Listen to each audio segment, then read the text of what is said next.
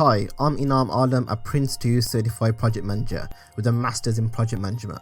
Over the years, I've seen how critical it is to get project estimates right because, let's face it, bad estimates lead to missed deadlines, overrun budgets, and frustrated teams. Meet Alex, a project manager with a big challenge ahead. His task?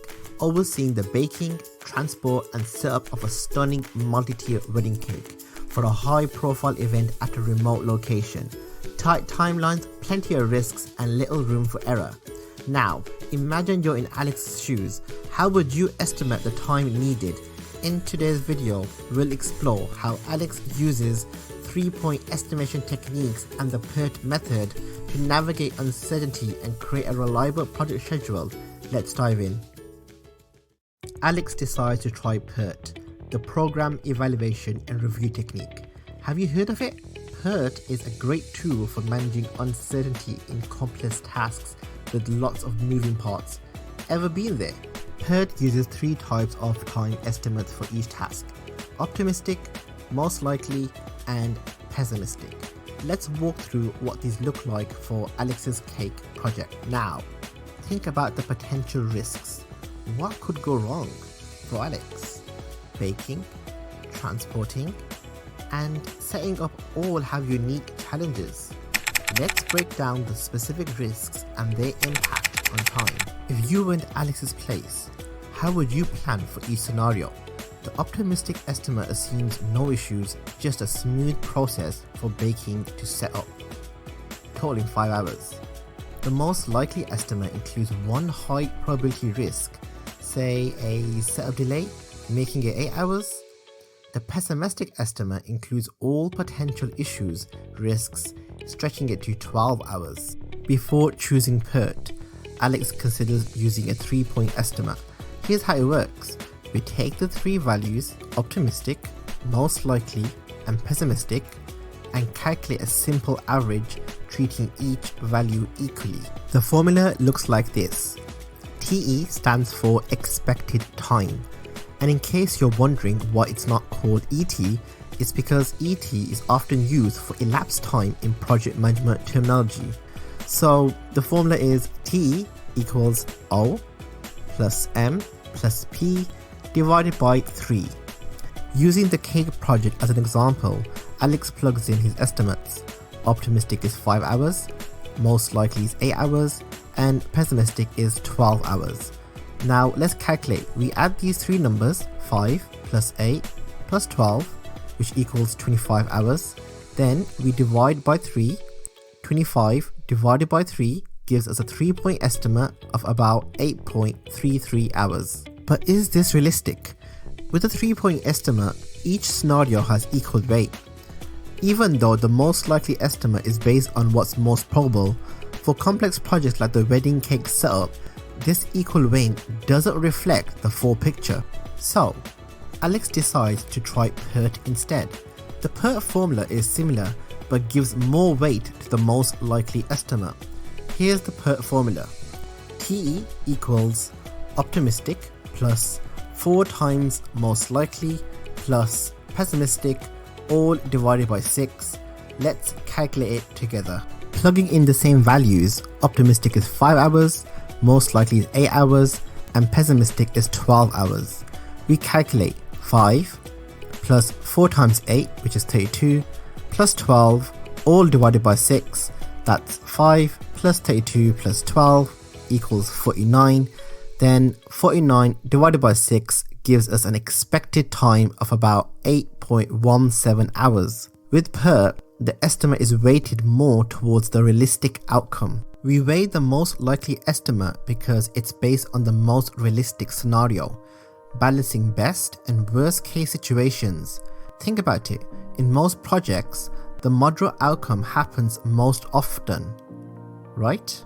So, TE, the expected time, gives Alex a balanced average, taking both best and worst case scenarios into account. For the cake project, that's about 8.17 hours with PERT, slightly lower than the 3-point estimate. Have you ever had to find a best guess that was realistic?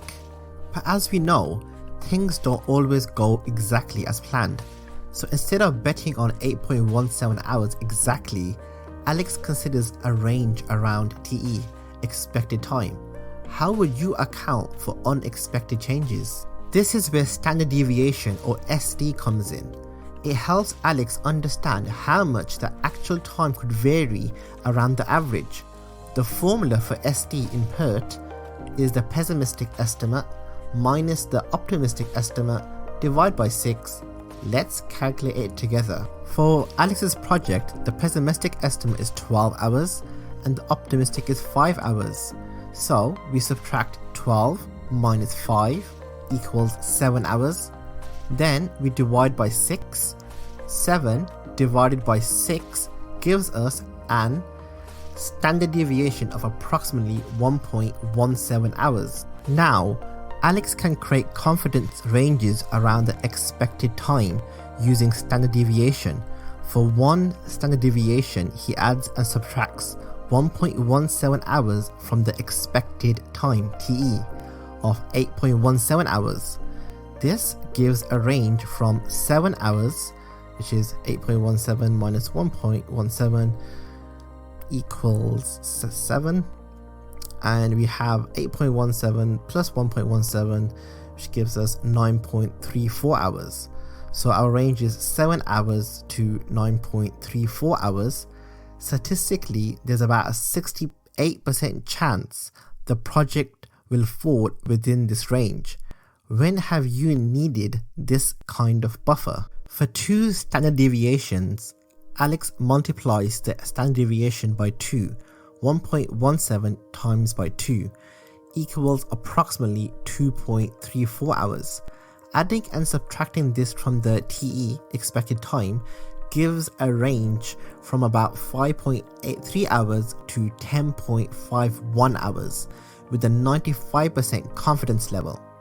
For 3 standard deviations, he multiplies the standard deviation by 3, so that's 1.17 times by 3 equals approximately 3.51 hours, resulting in a range from roughly 4.66 hours to 11.68 hours, covering a 99.7% of possible outcomes.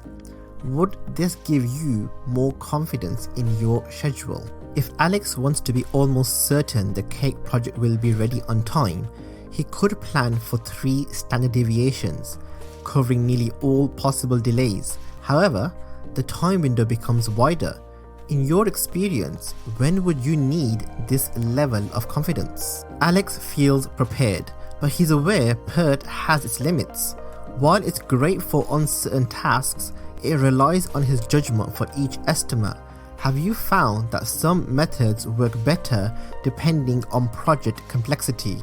With his PERT plan in place, Alex decides to use 1 standard deviation to account for 68% of possible outcomes. Why, you might ask? Because for this project, time is critical and the most likely risks are manageable within this range.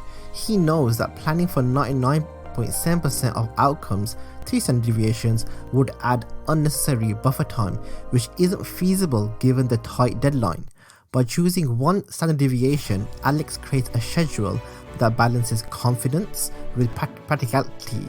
He's prepared for most scenarios without over-planning. So, the next time you're tasked with estimating, think like Alex. Before finalizing your estimate, take the time to identify and evaluate all potential risks, whether it's delays, unexpected issues, or dependencies. Use tools like a 3-point estimate or PERT to create a balanced, probability-based plan that accounts for uncertainty. By factoring in risks and using these techniques, you can provide your team with a realistic schedule they can count on, even under pressure. Ready to give it a try?